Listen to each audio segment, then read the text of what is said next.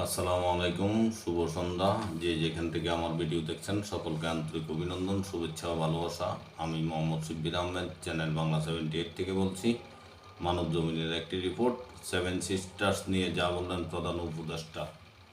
খবরে বলা হয়, নেপাল বারবার বলছে আমাদের নিয়ে যাও, আমরা এক পায়ে খাড়া নেওয়ার জন্য, কিন্তু মাঝখানে ওইটুকু পথ অতিক্রম করার সুযোগ দেওয়া হচ্ছে না। নেপালের যে অবস্থা, ভুটানের যে অবস্থা, ভারতের সেভেন সিস্টার্সের একই অবস্থা অন্তর্বর্তীকালীন সরকারের প্রধান উপদেষ্টা ডক্টর মোহাম্মদ ইউনূস। রোববার সন্ধ্যায় বাংলাদেশ অ্যাডমিনিস্ট্রেটিভ সার্ভিস অ্যাসোসিয়েশনের বার্ষিক সম্মেলনের নৈশভোজে অংশ নিয়ে তিনি এই মন্তব্য করেন। তিনি বলেন, দুই পাশে দুই মহাশক্তি আমাদের, ভারত আর চীন, তারা দ্রুত গতিতে এগিয়ে যাবে। আমরা যেহেতু মাঝখানে আছি, আমাদের ফেলে যেতে পারবে না। তাদের বাতাসে আমরাও উঠতে থাকবো। সেই থেকে আমাদের বদ্ধমূল ধারণা বাংলাদেশের ভবিষ্যৎ অতি চমৎকার তার অবস্থানের কারণে। তিনি বলেন, তখন দুই শক্তির কথাও বলছিলাম, এখন আর দুই মহাশক্তির কথা বলি না, এখন চার মহাশক্তি। আমাদের অপূর্ব সুযোগ। আমাদের সামনে বিস্তীর্ণ মহাসাগর, আমাদের উপকূল ভূমি, সাগরের সঙ্গে লাগোয়া উপকূল। এটি একটি মস্ত বড় সুযোগ। পৃথিবীর দরজা আমাদের সামনে খোলা। আমরা এতদিন এটি ব্যবহার করতে জানিনি। এখন যেই মুহূর্তে এর বাস্তব ব্যবহার শুরু করব, আমাদের অর্থনীতিকে লোহার দড়ি দিয়ে বেঁধে রাখলেও বেঁধে রাখতে পারবে না। প্রধান উপদেষ্টা বলেন, আমাদের উত্তরে সেই বিখ্যাত হিমালয় পর্বতমালা, যেখানে জমে আছে যাবতীয় শক্তি, হাইড্রো পাওয়ার। আমাদের কত শক্তি দরকার, সব ওখানে জমা আছে, হারিয়ে যাচ্ছে না, শুধু নেয়ার অপেক্ষায়। প্রতিবেশী দেশের সঙ্গে সম্পর্ক তৈরির অপেক্ষায়, যাতে বাংলাদেশ ও নেপালের মধ্যে যে দূরত্বটুকু আছে তা অতিক্রম করা যায়।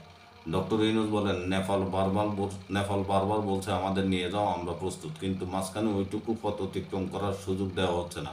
আশা করি তাদের অর্থনৈতিক কারণে আমাদের সেই সুযোগ দেবে। এটা সবার মঙ্গলের জন্য। আমাদের মহা সৌভাগ্যবান এক জাতি আমাদের অবস্থানের কারণে। তাহলে এই জাতির দুঃখ কেন থাকবে? এটা কি আমাদের কপালের দোষ, না চরিত্রের দোষ, নাকি চিন্তার দোষ? যদি হয়ে থাকে তাহলে সেগুলো থেকে মুক্ত হতে হবে। আমরা তড়িৎ গতি নিয়ে এগিয়ে যেতে চাই। এটি মহাশক্তিধর অর্থনীতি তৈরি হবে। তিনি বলেন, আজ কুমিল্লা থেকে টেকনাফ পর্যন্ত যে উপকূল ভূমি রয়েছে, সেখানে যদি কাতারে কাতারে সব নৌবন্দর স্থাপন হয়, মাতারবাড়ি গভীর সমুদ্র বন্দর পর্যন্ত যদি বিশ্বের সব জাহাজকে আশ্রয় দেওয়া যায়, তাহলে আমাদের আটকাবে কে? আমাদের উত্তরে নেপাল, তাদের সৌভাগ্য, তারা হিমালয় পর্বতের পাদদেশে আছে, কিন্তু দুর্ভাগ্য হলো তারা সমুদ্র দেখা পান না। তাদের সমুদ্র দেখতে হলে আমাদের মাধ্যমে দেখতে হবে। তিনি বলেন, ভুটানের অবস্থা একই, আর তাদেরও সমুদ্র দর্শনের সুযোগ নেই। তাদের সমুদ্র দেখতে হলে আমাদের মাধ্যমে আসতে হবে। তেমনি ভারতের পূর্বাঞ্চল সেভেন সিস্টার্স, তাদেরও একই অবস্থা।